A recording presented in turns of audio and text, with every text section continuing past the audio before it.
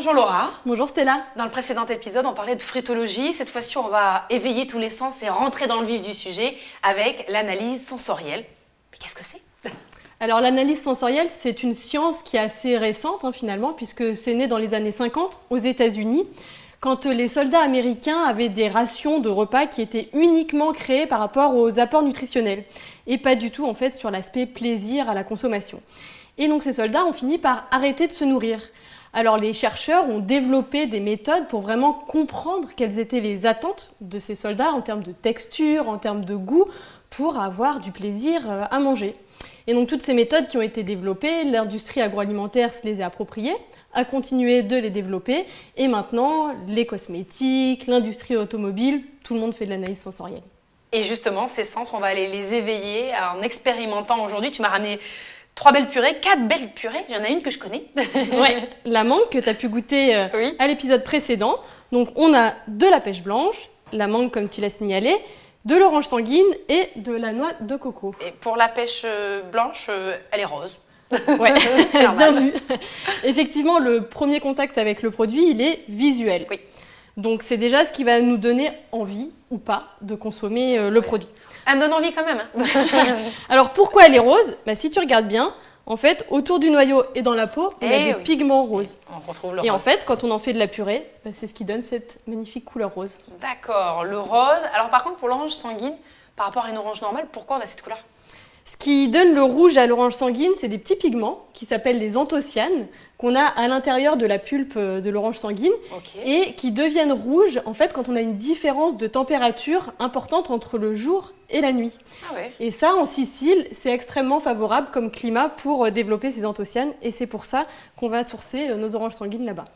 Incroyable, c'est bon, ça n'a plus aucun mystère pour nous, les oranges sanguines. C'est vraiment le but de la fruitologie, de faire le lien Bien. entre ce qui se passe au niveau du fruit et ce qu'on retrouve dans la purée. Au-delà de ce qu'on voit au niveau des couleurs, il y a la texture aussi, on en voit plus épaisse, on en voit d'autres qui sont un peu plus liquides. Ouais, donc tout ça, ça s'appelle des purées. Mais Ok. comme tu l'as remarqué, on a des différences de viscosité. Oui. Donc là, on a quasiment c'est ce qu'on appelle un jus au final. Ben oui, Alors qu'ici, on peut avoir des textures beaucoup plus épaisses. et oui, plus épaisse. On voit aussi des petites bulles ici. Oui, ça, on le caractérise aussi. Ouais. L'aération qu'on peut avoir dans une purée, que tu vas voir sur la pêche blanche, mais pas du tout sur la mangue, par exemple. La mangue, elle est très lisse, hein, par contre, comme Ouais. l'orange sanguine. Hein. Ouais, la mangue va être très lisse, Mhm.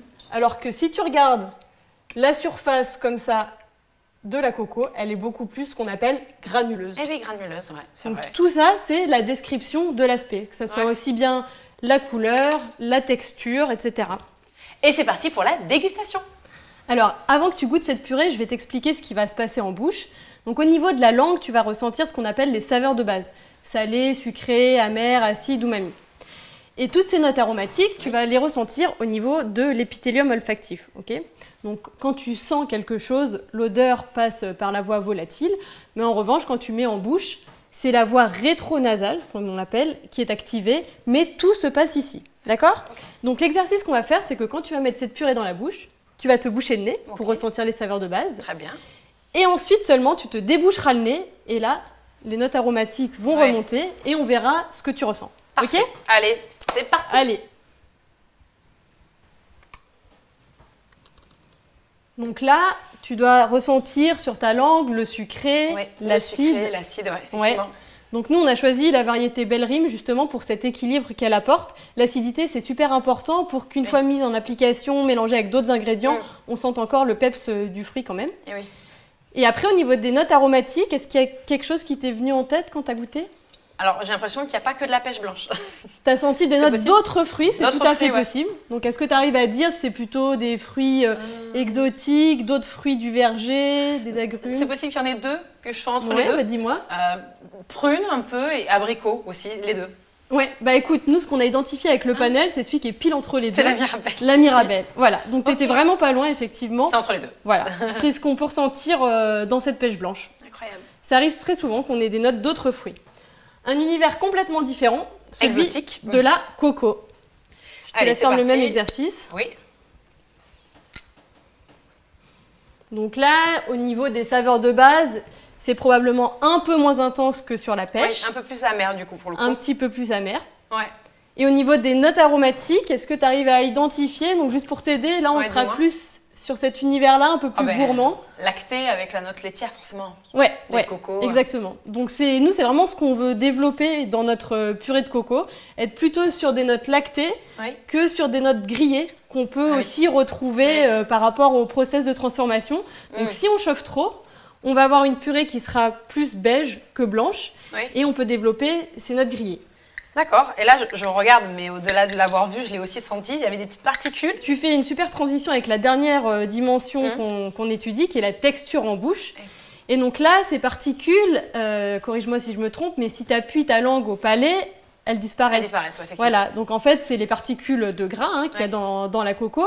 Et donc, on va décrire ça par l'attribut grumeleux. D'accord. Qui est différent du granuleux, qui sera des particules plus solides, comme les akènes qu'on peut avoir dans la purée de framboise, par exemple. Incroyable. Alors, l'analyse sensorielle, tu n'es pas toute seule. Vous êtes combien au quotidien? On est 14, enfin j'entraîne 14 personnes justement à trouver les mots pour décrire l'aspect, les notes aromatiques et la texture en bouche.